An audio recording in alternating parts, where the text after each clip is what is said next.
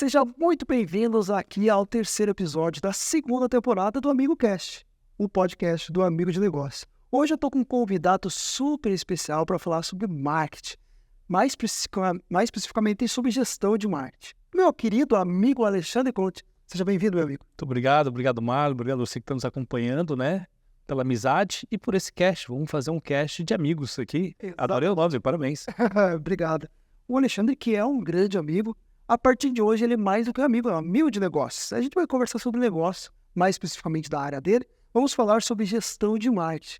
Essa ferramenta importante para o mundo dos negócios, que é o marketing, onde transforma os seus negócios, a comunicação do seu produto ou seu serviço.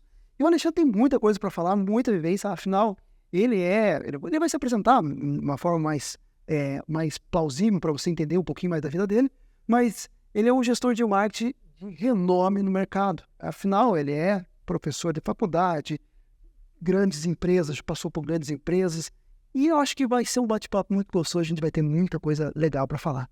Alexandre, conta um pouquinho do seu nome, sua vivência, onde você vive, como é o seu negócio, como você chegou. Hora do que se alimenta. Exatamente. Né? Mano, obrigado pela oportunidade. Eu costumo brincar que eu comecei a minha carreira profissional como garoto de programa. Ah, é? Então, antes que o pessoal pense besteira, lá na década de 90, eu estava lá, finalzinho da década de 90, escovando beat, programando, mexendo com infraestrutura. Já era um curioso e um apaixonado pela tecnologia e tinha um pezinho no e-commerce. Costumo brincar que esse lado aqui, esse tufo da careca, eu perdi cabelos desenhando layout para boleto, para os bancos, que nunca provavam de primeira. Hoje você pluga no gateway de pagamento, tudo plug and play, né? Mas na época que a internet era só mato, a gente tinha que escovar bit, tinha que programar. E consegui sair dessa vida, né? Mas eu costumo dizer que a gente sai da vida de tecnologia, mas a tecnologia não sai da nossa vida. Sim. Então eu construí toda uma carreira, mesmo depois trabalhando com comunicação, com marketing, muito ligado à tecnologia, muito ligado à internet, de alguma forma, segurança da informação, infraestrutura, rede, sistemas, né? Sim. E vim construindo uma carreira de gestor de marketing. Fui sempre apaixonado pelo marketing. Depois tombei aí uma segunda carreira como professor, que estou completando 10 anos agora, né? E palestrante, podcaster também, com podcast. Que legal. E ano passado eu escrevi um livro, a gente estava falando um pouquinho aqui nos bastidores, ainda não me considero escritor, mas depois de uma reincidência, aí é proposital. Verdade. Então, agora na virada do ano, a gente deve ter um segundo exemplar do Entre Drones e Dinossauros, vai falar um pouquinho. Sim. Então, também mais uma multicarreira aí, né, como escritor também. E é importante deixar para você, que está nos assistindo, você empresário, o livro aqui vai ter o link para você fazer a aquisição do livro, vai ter as redes sociais do Alexandre também, para que você possa conhecer um pouco mais.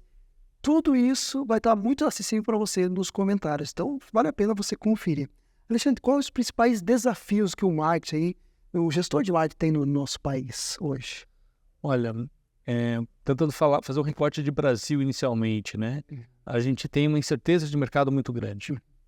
Mas, de uma forma geral, o gestor de marketing ele tem alguns desafios. Ele tem que gerir equipe, tem que gerir fornecedores, tem que gerir estratégia e um olhar para o amanhã, tentando se antecipar a tendências. E aí no Brasil talvez esse molho seja um pouquinho mais apimentado, porque esse olhar para frente é muito mais incerto, por questões econômicas, financeiras, né, de mercado e comportamentais.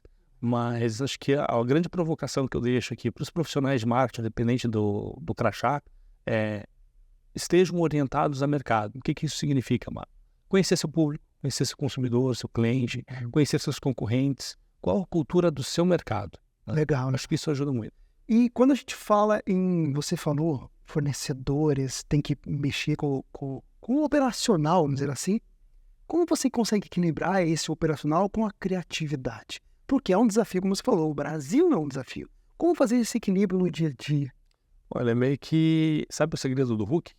O Hulk, depois dos Vingadores, a gente descobriu que o segredo dele é sempre estar nervoso. Né? O Brasil está sempre em crise. Então, essa é a nossa resiliência. Acho que o profissional de marketing ele tem que estar sempre no estado de criatividade.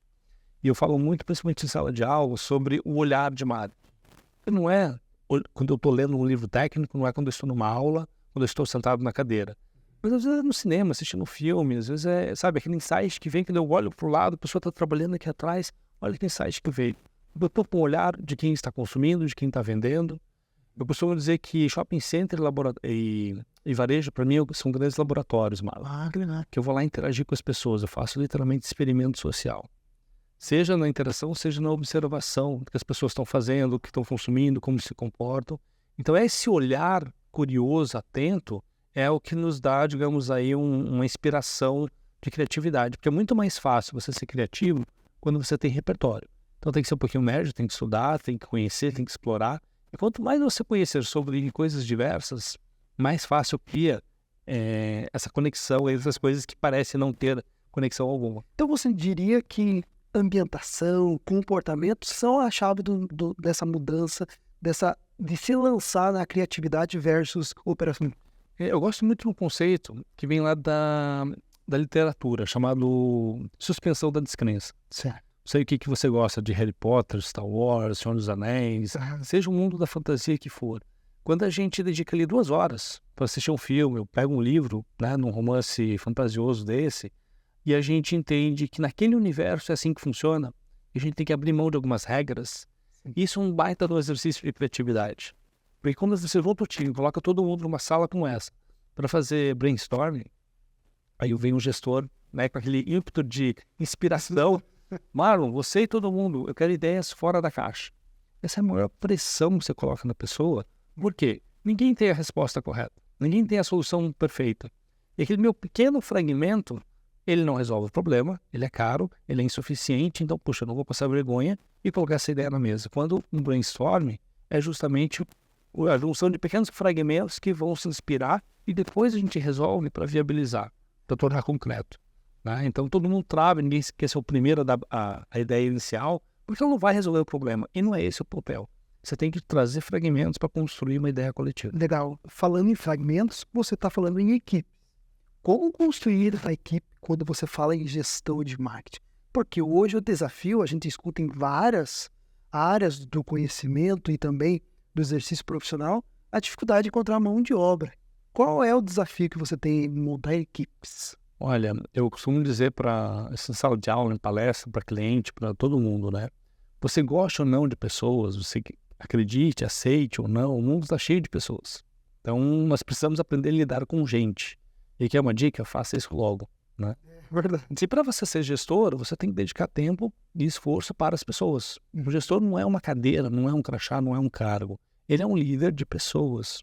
E se você não tiver conexão, se você não tiver capacidade de inspirar a ação dos outros, você vai pelo grito, vai pela autoridade e isso espana em determinado momento, né?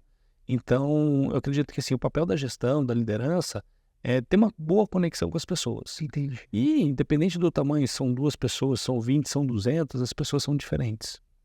Então, obviamente, dentro do que é plausível, você dedicar um tempo para mergulhar nessa relação, conhecer um pouco mais a fundo as pessoas, saber o que inspira, o que motiva, quais são as dores, quais são os sonhos, para que para cada um você tenha o famoso marketing one-to-one, né? Com o time, com o próprio líder aberto, e possa construir uma unidade onde todos colaboram para um bem maior.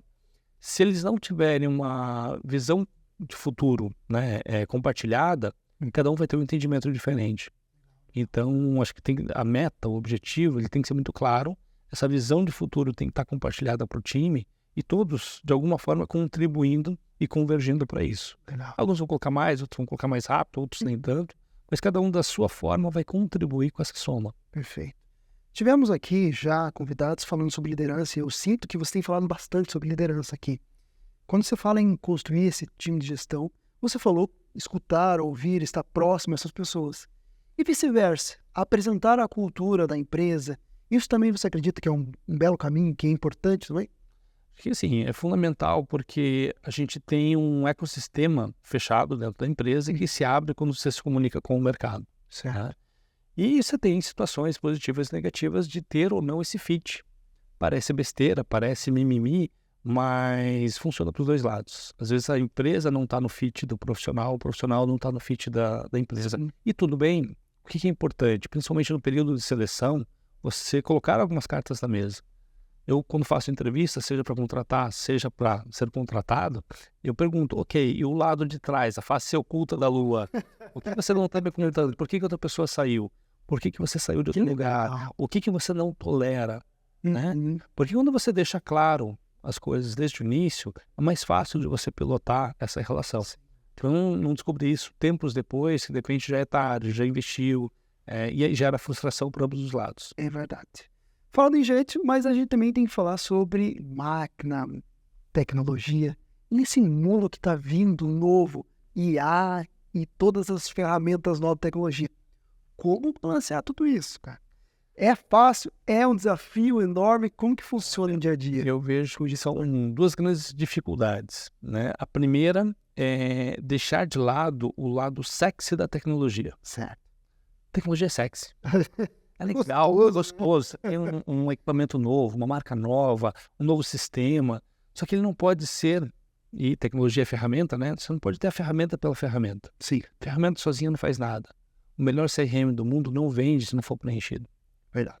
Né? A melhor automação do mundo não funciona se não for organizada, se não for aplicada, se não for aplicada. Né? Então precisa ter um equilíbrio disso. E o segundo é ter uma curva de aprendizado. Porque nesse ritmo que a gente está de tecnologia avançando a cada dia, requer um tempo de aprendizado. Quantas horas por semana você ouvinte, dedica para aprender, para fuçar, para experimentar as inteligências artificiais? Estão aí, gratuitas. Quanto tempo por semana você dedica para assistir um vídeo no YouTube, um podcast como esse, para aprender algo novo? Porque muitas vezes a gente escuta, mas é difícil, isso aqui não é para mim. E quanto tempo você está dedicando? Muitas vezes eu vejo que o esforço da negação é maior que a tentativa do aprendizado. Então, novidade a gente vai ter na história da humanidade, sempre tivemos. Sim. O que a gente tem aí um cenário um pouco mais acelerado nesse sentido. Mas se eu tiver uma curva dedicada para aprendizado e eu não tirar uma ponderação, eu realmente preciso dessa tecnologia, dessa ferramenta, dessa marca. Então, assim, eu vou escolher o que realmente funciona, o que realmente é aplicável para o meu negócio, que faça sentido para a minha realidade. E eu tenho que dedicar um tempo que a gente chama na academia de hora bunda cadeira.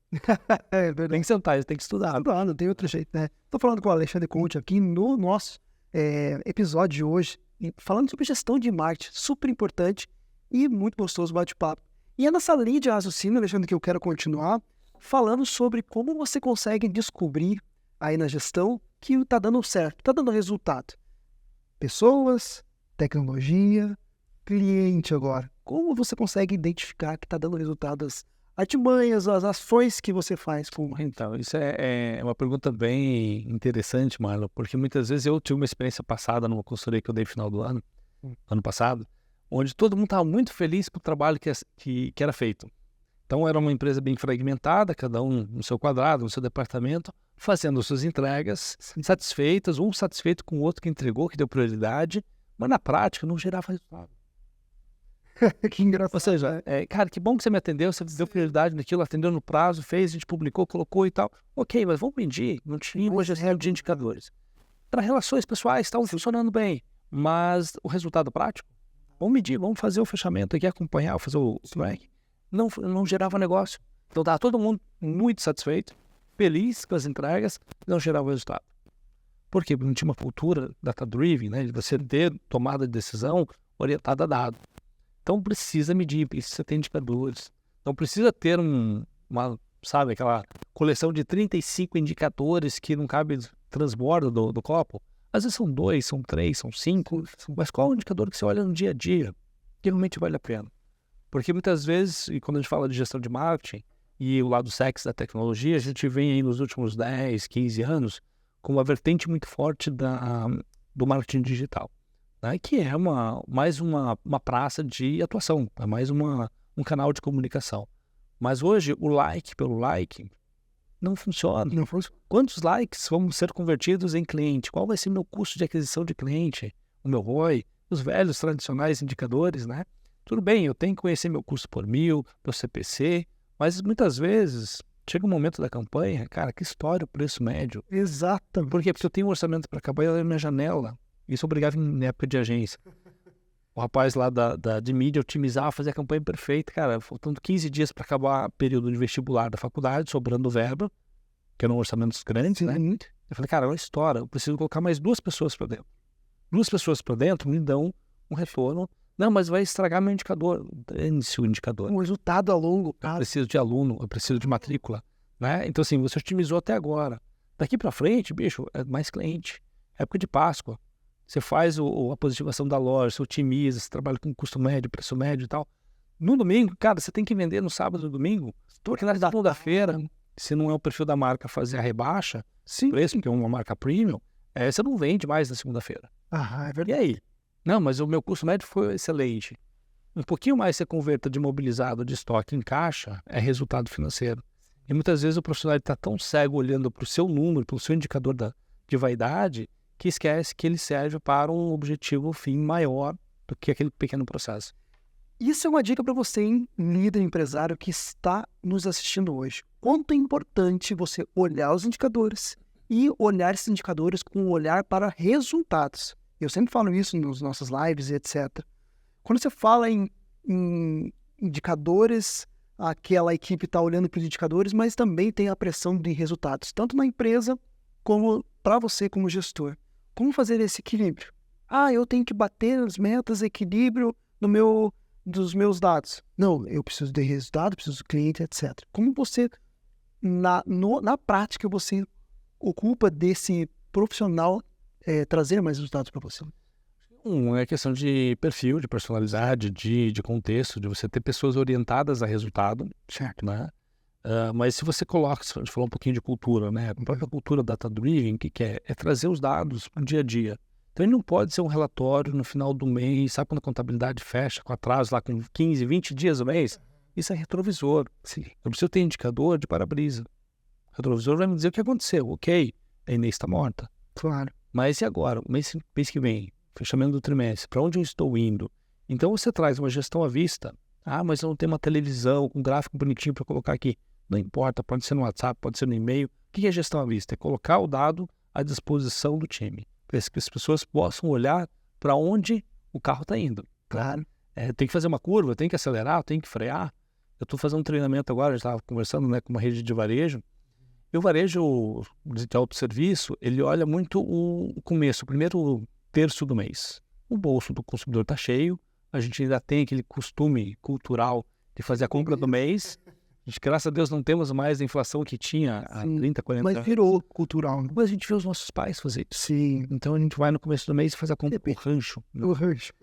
Então, assim, com 10 dias de mês, você tem uma noção de projetar se o mês está dentro da meta, se ele vai ser um bom mês, um mês mais fraco. E ok, eu tenho 20 dias para trabalhar. Se eu estou abaixo da previsão, mano, eu tenho 20 dias que a gente tem que ser criativo. Chama a turma lá, vamos fazer o brainstorm para a gente inventar coisas diferentes que eu possa recuperar o resultado ou pelo menos minimizar o resultado ruim. E se eu estou bem, eu posso tirar o pé do acelerador? Não, agora que você tem que estar embalado, vai que vai. Acelera mais para fazer, de repente, esse mês ser metade da meta do trimestre. Então, quando você se antecipa na leitura de resultado e você vai casando isso com as atividades, você começa, esse projeto eu pauso um pouquinho, vou priorizar esse, porque esse vai trazer resultado a curto prazo, né? Então, você tem condição de balizar, de gerir o time e as atividades num olhar para frente com projeção.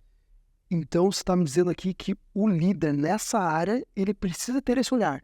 Um olhar dinâmico com todas essas questões. Metas, o que foi no passado, criatividade, tudo isso. Sim. É essa dinâmica que tem. Quando a gente entra no carro, o que você faz? De forma automática, né? Você vem, liga, checa, espelho, cinto, freio de mão e você sai para dirigir, olhando, o sinal está aberto lá na frente, eu vou ter que reduzir porque está ficando amarelo, tem um carro que está trocando de faixa na minha frente. E quando você troca de faixa, você não olha para o lado, você olha na frente, na diagonal, porque eu vou trocar de faixa daqui para lá. Sim. Né? Então, assim, eu tenho que fazer esse cálculo de projeção. Se eu só olhar a fotografia, se eu só olhar retrovisor, eu não saio do lugar. Né? Sem dúvida. E muitas vezes a gente fica preso na rotina e falta essa abstração de sair do corpo, olhar de fora, né? Poxa, para onde eu estou levando o time, o departamento, o projeto, a empresa, o resultado? Legal. Falando em todas essas perspectivas, que você contou aqui um apanhado geral de como é um gestor, resultados, você tem algum que te brilhou os olhos, alguma situação que você falou, pô, que bacana, o time engajado, resultado na empresa, alguma coisa que você pode contar pra gente aqui hoje? Olha, eu vou te dar 2 exemplos curtos, né, mas para a gente poder olhar algumas extremidades. Eu trabalhei quase 6 anos numa empresa de tecnologia, a gente se conheceu nessa época, né, e foi um tiro de longo prazo. Quando eu entrei na empresa, a empresa era a 16ª num conjunto de franquias. Aquela coisa que o Bernardinho fala muito, você pegar a camisa aqui e entregar aqui, né? Eu entreguei ela em terceiro lugar, com mais de 55% em média nos anos de participação de novos negócios gerados oriundos do marketing. Legal, bacana, mas o resultado é de uma equipe funcional. Sim. Né? Então, cada um na sua etapa do processo, contribuindo com as outras áreas para gerar um resultado que, ao longo de 6 anos, foi crescente, foi muito de muita superação. E tem um caso curto, numa outra empresa que eu trabalhei por um período curtinho, mais recente, e que era muito fragmentado, as pessoas, né, até por sobrevivência, por uma gestão mais dinossauro, né, do grito, da pancadaria, terceirizavam a culpa, apontando um para o outro. Então os departamentos não interagiam entre eles. Uau. Tinha as rixas, tinha os problemas pessoais. Eu entrei para ser o elo de ligação, muito sociável. Construir pontes, sabe? Não, pro fulano eu não faço, ok, mas você faz para mim? Ia pro outro fulano, agora você faz para mim, para ele não faz, não, mas faz para mim. Primeiro projeto, em 3 semanas, a gente fez uma configuração básica de comunicação integrada, usando assessoria de imprensa, o fornecedor já estava no orçamento. O YouTube, que era muito forte, que era um departamento à parte do marketing, área de consultoria, que trabalhava com as informações, com produção de conteúdo, com as bases do que estava acontecendo no mercado, e outras áreas menores ali de redação, de produção. Cara, a gente colocou, e tinha um braço de educação, que era, digamos, o objeto, né? Que era uma empresa nova, e que essa base grande de clientes não conhecia, na essência, esse novo serviço. O que a gente fez? Em 3 semanas, conversando, interagindo entre as pessoas, a gente gerou um resultado de R$150 mil de receita, porque esse cara que era minado por todo mundo, ele fazia live no YouTube com 50, 60 pessoas. Falei, bicho, mas o teu YouTube tem mais de 120 mil pessoas. Não, mas é que o meu aqui é diferente daquele lá, porque eu não falo com aquele cara. Falei, ok, mas a marca, a empresa é a mesma. Sim. Então, em 3 semanas de atividade, fez praça de guerra, salas de guerra, porque a TI não vai caber todo mundo fazendo autenticação do servidor, virtualiza, problema bom. Sim. E a gente trouxe 60% de novos inscritos para fazer essa live gratuita, que compraram o módulo 2 que era pago, compraram vários outros cursos que não sabia que tinha, quando acessou pela primeira vez viu, e comprou e gerou receita que veio nova. Por quê? Porque as pessoas não se falavam. Então, ter uma comunicação interna do grupo, ter entrosamento, criar uma unidade de negócio, isso gera resultado. Que bacana. Alexandre está dando uma aula aqui de gestão de marketing sensacional. Qual habilidade você acredita seria essencial para um gestor de marketing? Que eu vi ali gerar conexões, eu vi criatividade, eu vi várias coisas. Olha, para resumir, uma é difícil, né? Assim, poderia falar comunicação, poderia falar liderança, mas acho que, principalmente, ainda mais nos dias atuais, não que não fosse antes, mas hoje isso talvez seja mais latente, tem que ser um eterno aprendiz, né? Um eterno curioso, né? De conhecer coisas novas, de experimentar, para que possa ter um insight, com uma criatividade, para que possa, opa, isso aqui funciona na minha área, tão importante quanto, isso aqui não é para mim, isso não funciona para mim. Saber onde está, né? Acho que assim, é se manter em eterna reciclagem, né? Então, olhar curioso sobre o que tem de novo, sobre o aprendizado, porque se você aprende coisas novas, vai achar um jeito de aplicar e aplicar bem. Legal. Você diria que ao aprender também é ouvir um pouco mais, ver um pouco mais do que está acontecendo? Muito. A gente tem que ser curioso, você vai ouvir, vai ver mais, mas também ser inconformado com o que você ouve. Será que isso é verdade? Será que isso é suficiente? Será que eu não posso fazer diferente? Será que eu não posso fazer mais? Né? Então, dá o próximo passo. Não ficar na superfície, né? Legal, legal. Estamos aqui com o Alexandre Conte, nesse 3º episódio da 2ª temporada do Amigo Cast. Um bate-papo maravilhoso. Alexandre, conta um pouquinho para mim quais são as tendências do marketing aí para o futuro. Cara, futurologia não é muito forte, amigo. Mas o que a gente pode entender um pouquinho de mudança de contexto, de cenário, né? A gente tem consumidores cada vez mais exigentes, mais experientes, mais bem informados. Então, ele não tolera mais algumas coisas que a gente fez no passado. Lembra? As Black Friday, era metade do dobro, né? Esse tipo de coisa já não funciona mais no Brasil e em qualquer canto do mundo, né? Então, hoje, todo mundo tem uma enciclopédia Barça na ponta dos dedos, que você fala alguma coisa, alguém contesta, alguém verifica a profundidade. Então, você precisa conhecer muito do que você está fazendo, do que você está falando, do que você está propondo. Mas, do ponto de vista de tendência, eu vejo que a gente tem aí uma crescente da tecnologia, né? Uma virtualização, olhando para trás, que aconteceu nas últimas décadas, tende a acelerar muito mais. A gente está aí no ápice das inteligências artificiais, mas como toda nova tecnologia, no conceito do Gartner, né, a gente está no ápice, a tendência é cair para um vale da desilusão. Eu acredito que a inteligência artificial venha por normatizações, vão tirar um pouco o brilho da coisa, mas que não vai matar. Assim como o metaverso está aqui embaixo, esquecido, né? Tem alguns apontamentos. O próprio Gartner diz que 8 a 10 anos ele deve voltar para um platô onde as coisas estão mais aderentes, estão mais adequadas. Então, acho que assim, você ter uma postura digital, você ter conectividade, você usar tudo isso para fazer o básico, né? Quando a gente olha para o NRF, naquele grande evento de varejo, então se traz toda essa tractão, das tecnologias, das ferramentas, dos softwares, das automações, mas a gente não pode esquecer que quem está no centro de tudo isso é o ser humano. Porque o que eu faço, se eu não faço para alguém, se eu não faço para uma pessoa, não tem um propósito tão latente. Ele pode ser interessante, charmoso por um momento, mas não sustenta a relação. Sim. Então, quando você trabalha a relação do básico, mesmo com a tecnologia, mas, puxa, é trabalhar o encantamento, sabe? As emoções, as experiências das pessoas, seja no B2C, no B2B, né? Então, você falando com o consumidor final ou não, qual a experiência que a tua marca gera? Sim. Qual o encantamento nas pessoas? Qual o brilho no olhar, né? Porque se não tiver isso, se só tiver uma série de automações, aí você vai vender para robô, que talvez seja uma tendência. Sim. O meu assistente pessoal conversar com o seu, eles se resolverem. Mas aí é periférico. Provavelmente o que eu estou terceirizando para o meu robô, para o meu assistente resolver, não é aquilo que eu quero fazer. Sim, e o que você estava falando para mim é muito claro para você, empresário, que ainda é tudo uma coisa muito nova, isso que a gente está conversando. Lembra da promessa e propósito de valor? Te levar do ponto A para o ponto B? É exatamente isso, de uma forma mais técnica. Você tem que experimentar, né? Levar, qual que é a experimentação, o que o cliente vai se desenvolver para chegar no ponto B e ter os resultados que ele quer, ou uma dor solucionada, ou as experiências que ele vai vivenciar. E isso a gente aprende muito e fortalece muito no neuromarketing, né? Você acha que é uma tendência do neuromarketing também? Eu acho que como área de pesquisa, assim, não é nova, mas tem ganhado uma popularidade maior. O que é bom pelo lado que, assim, a gente começa a popularizar alguns conceitos mais modernos, né, mais ativos. Por outro lado, também é uma praça cheia para os gurus da internet, né? Vêm com aquelas fórmulas mágicas, funciona desse jeito, o gatilho é esse, tem que fazer dessa forma. Eu costumo dizer, até para fórmulas que funcionam, para modelagem de negócio que são muito eficientes, quando você faz o over, quando é demais, ele cansa. Cansa mesmo.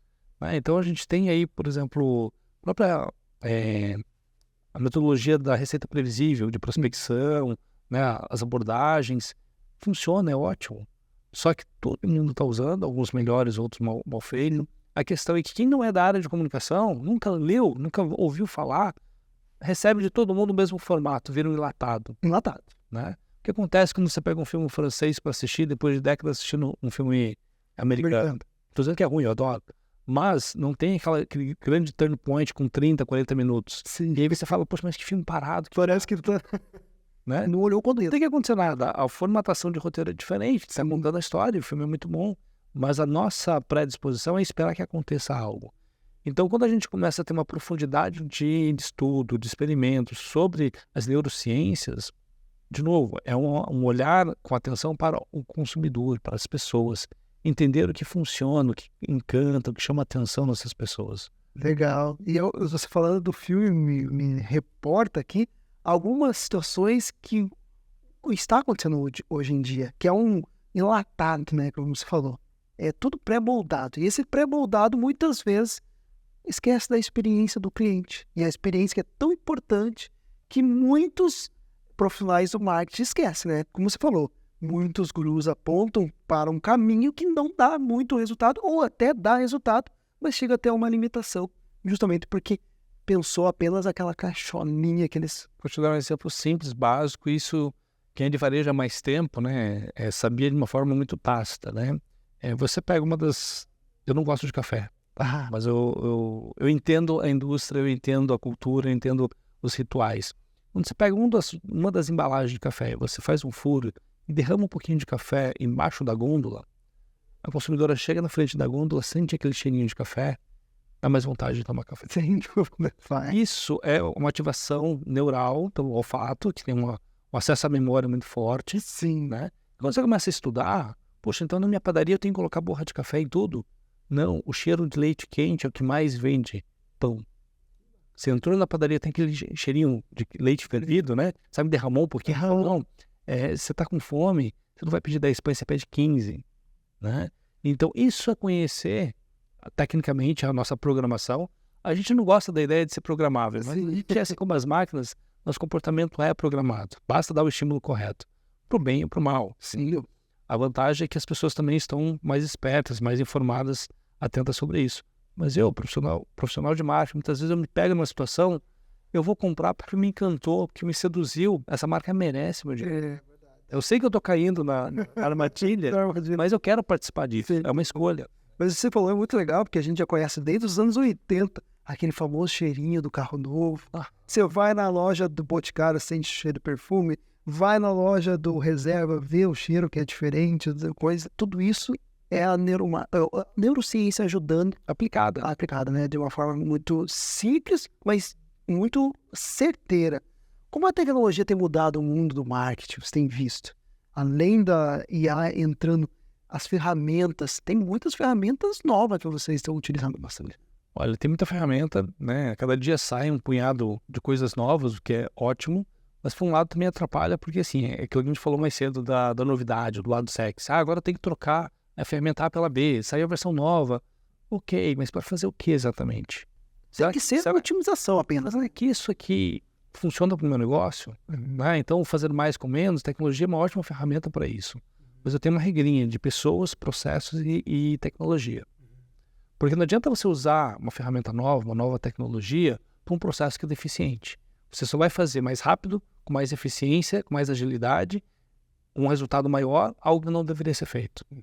Não adianta você ter um processo muito eficiente se você não tem pessoas engajadas querendo fazer mais, querendo fazer melhor.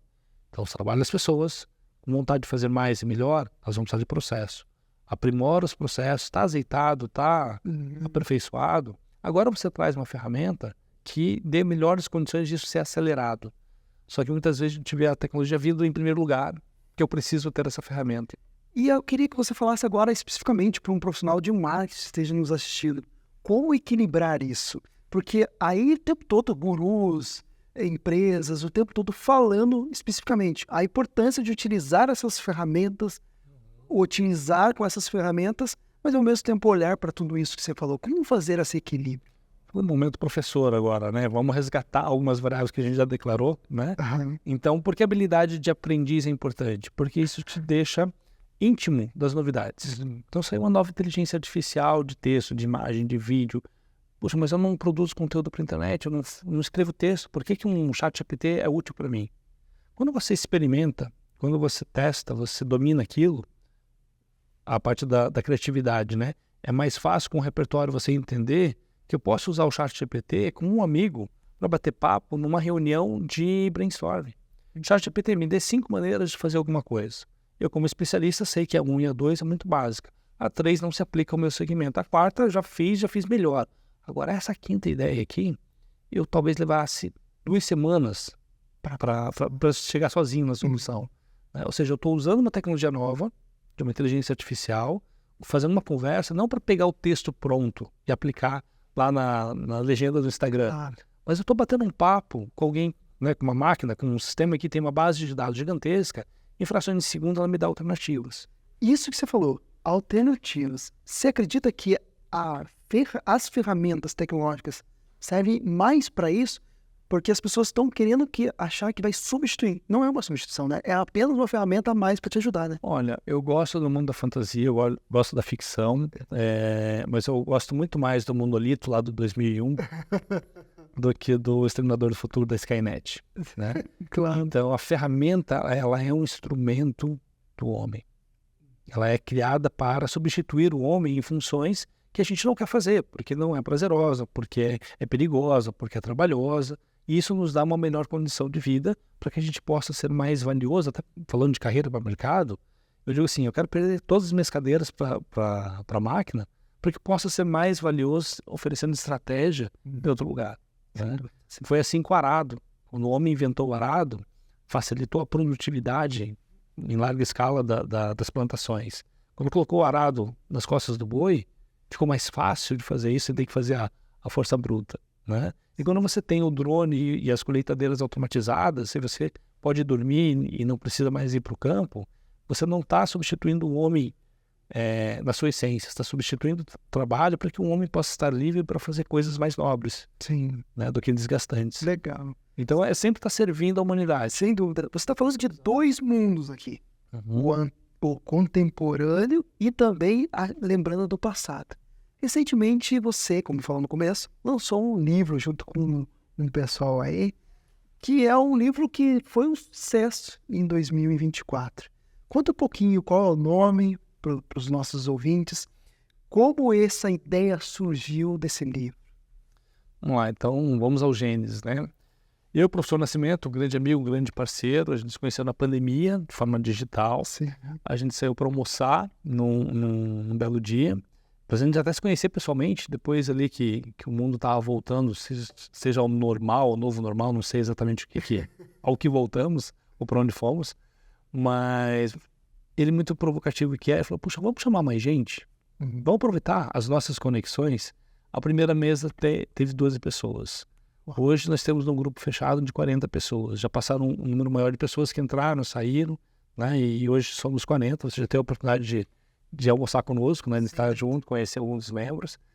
E a gente tem ali um público muito diverso, em vários aspectos, em áreas de negócio, experiências, né? Então, desde presidente de empresa, de conselheiro, de pessoal de finanças, de educação, todos eles têm duas características muito importantes. Um olhar para o futuro, dentro do seu mercado, da sua realidade, são curiosos ou estudiosos de futuro e apaixonados por educação. Bacana. E aí a gente começou, depois de um tempo, a amadurecer esse grupo, a gente precisa produzir algo para o mercado. E aí, sendo assediado, eu falei, não, calma, vamos respirar. Nós criamos um curso de pós-graduação, Teu Nascimento, onde os professores são justamente os masters do grupo. Que bacana. Né? Então, é um curso de liderança na transformação de negócios, que acontece hoje na PUC. Tem outras instituições também querendo nos puxar para criar outros cursos, que é uma forma de a gente levar o conhecimento desse grupo de maneira organizada para o público externo. E o livro veio aí como uma surpresa para a gente, foi despretensioso, foi ganhando uma proporção, né? Que é o Entre Drones e Dinossauros. E o volume 1 é justamente falando sobre ambidestria, sobre como eu faço a gestão do hoje, por tudo que a gente falou, o indicador, o resultado, a meta do mês, o trimestre, e eu faço investimento, o olhar para o amanhã. Qual vai ser o mercado onde eu vou atuar daqui 10, 15, 20 anos? Será que o que eu faço hoje ainda vai ter valor no mercado? O que eu preciso fazer para que ele ainda tenha valor no mercado? Será que eu preciso criar novas unidades de negócio? Será que eu preciso me adaptar ao modismo, entendendo que isso é uma tendência? Ou não, isso aqui daqui a 2 anos vai morrer e eu não preciso investir nisso? Então essa ambidestria de você olhar para amanhã, entender alguns cenários futuros, trazê-los a presente para tomar a decisão no hoje. Só que o resultado, Marlon, vai vir lá na frente. Claro. Então é que nem a história do metaverso. Não adianta eu ser o melhor em metaverso, estar super bem posicionado num ambiente que não tem ninguém para comprar. Não é assim que vai funcionar. Né? Para quem é gamer sabe que o metaverso é toda sexta-feira à noite, né? Para Los Santos, para Azeroth, os mundos virtuais dos jogos, aí já está funcionando. Mas como que eu trago as outras pessoas além do entretenimento? Essa atividade de trabalho, para o lazer, para compromisso. Eu preciso ter uma agenda, né? Só que eu preciso fazer resultado, preciso vender, eu preciso trazer dinheiro para o caixa até que esse mundo do metaverso chegue e se torne uma realidade. Então essa ambidestria que a gente trabalha muito no livro é isso. É um olhar para frente com a responsabilidade de hoje. E o livro, ele transmite muito do que o grupo de Masters quer transmitir à sociedade? Olha, é um recorte, é um olhar, né? Então o primeiro volume foi muito assim um deslumbre sobre o que vem pela frente, né? Uma tentativa da gente trazer a presente olhares múltiplos, né? Em 19 capítulos de 22 autores, o que existe nesse mundo daqui 5, 10, 15, 20 anos lá na frente e como a gente pode se preparar agora. Nós estamos indo já, dando spoiler, usando aqui, ó, Legal, sua audiência, legal, né? muito bom. O volume 2 vem justamente para a gente caminhar sobre essa trajetória. Então ele é menos fantasioso, ele é menos lúdico, ele é muito mais pé no chão, muito mais uma caminhada. E o que eu preciso fazer para gerir a minha carreira, para gerir meu negócio, para gerir meu produto, nessa caminhada do antes para o depois, que eu não sei exatamente o que é. Porque eu tenho indícios, eu tenho tendências. E a gente fala muito de algumas mega tendências, né? De mobilidade, de meio ambiente, de sociedade, do ser humano, economia, de mercados. Então, como eu posso tirar proveito, como eu posso aproveitar novas oportunidades, como eu mitigo algumas ameaças, né, para esse cenário futuro. Legal, legal. Ficou curioso? Quer saber um pouco mais? Vou deixar aqui nas descrições informações sobre o livro. E claro, logo, logo eu vou convidar ele novamente para falar sobre o segundo volume. Tenho certeza que vai ser muito legal. Já chega o nosso convite desde já. É um prazer. Que bacana. Bom, a gente está chegando ao final. Alexandre, eu queria que você apontasse para um gestor, um diretor, o que é importante falar em gestão de marketing? Qual conselho você daria para o líder de uma grande companhia, uma empresa pequena? Enfim, qual que é o conselho que você daria? Então, literalmente, vou apontar para você que está nos acompanhando, seja gestor hoje, seja um gestor do amanhã, né? Esteja atento ao que está acontecendo fora da empresa. Não se restrinja à sua cultura interna, que é muito importante, sim, mas ela te deixa míope do que pode acontecer, do que está acontecendo lá fora. O concorrente está de olho no seu consumidor. Sim. Você precisa estar atento ao que o seu concorrente está fazendo. E tentar entender esse cenário, esse seu mercado de atuação, no amanhã, qual o próximo passo? Sabe aquela história o Steve Jobs falava muito de um discurso de um jogador de rock americano, que é ter a visão de onde o disco vai estar e não de onde ele está. Então, se eu quero receber o passe, ou se eu vou fazer o passe para alguém, eu preciso entender o cenário futuro. E aí o marketing tem essa responsabilidade e muitas vezes ele não é cobrado por isso. Então, para você, autogestor, aí, esse level, né, dono de empresa, el patrão, como eu costumo dizer, aprenda também a cobrar o seu marketing, não só pelo like, não só pela geração de lead, que ela é importante para o dia a dia, mas cabe ao marketing a habilidade e a responsabilidade de entender o que está acontecendo lá fora. Ser orientado ao mercado.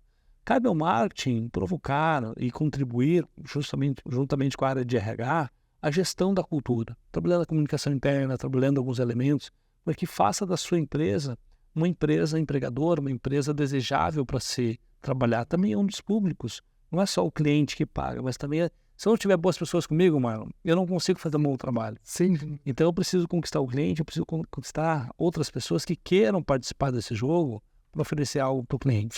Sim. Né? E aí, depende do contexto, da habilidade de cada um, mas se a gente vive num mundo tão tecnológico, a área de marketing não pode ser obsoleta. Sim. Ela tem que estar atenta. E se ela não tem condição sozinha, puxa a TI para a mesa, né? Conversa de perto com o nerdzinho do mundo da tecnologia e entende como a tecnologia pode contribuir com o seu negócio. Legal. Muito boa aula que a gente está tendo aqui hoje. Alexandre, para finalizar, a última pergunta que eu sempre faço aqui nos nossos episódios, e é uma pergunta muito curiosa. O que você diria para o Alexandre de 10 anos atrás? Cara, isso é literalmente uma viagem no tempo, né? Qual conselho você daria?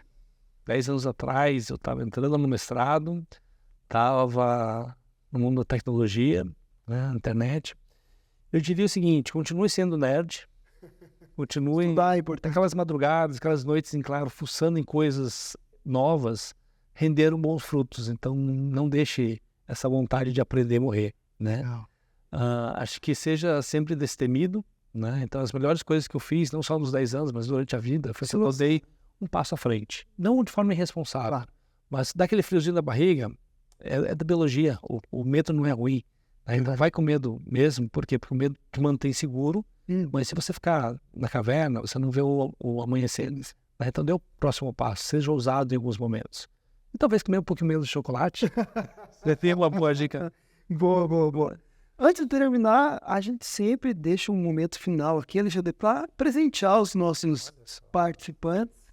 Pequena lembrança do nosso programa, eu gostaria que você abrisse para tecer os comentários sobre agora você que é amigo de negócio. Aproveitando enquanto ele está abrindo aqui, peço para você se inscreva no nosso canal, deixe seu like, compartilhe com seus amigos, é importante. Bate-papo, uma aula que eu tenho certeza que foi sensacional, conteúdo riquíssimo.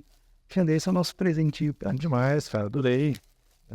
E olha, eu vou dizer para você, Vou mostrar que é igual essa daqui. exatamente, a gente quase deixou alguns cafés aí, mas depois que a gente escutou que você não gosta de café, a gente já aportou essa. Não, mas será muito bem utilizada com outros. Legal, tem chá, tem chocolatado que você gosta. Muito obrigado. É assim por diante. Alexandre, muito obrigado mais uma vez. Se você quiser deixar algumas mensagens aí no final, mas mais importante é saber que a partir de hoje, mais do que amigo ali de bate-papo, nos grupos que a gente se encontra, quero dizer que agora você é meu amigo de negócio. Que bom, muito obrigado.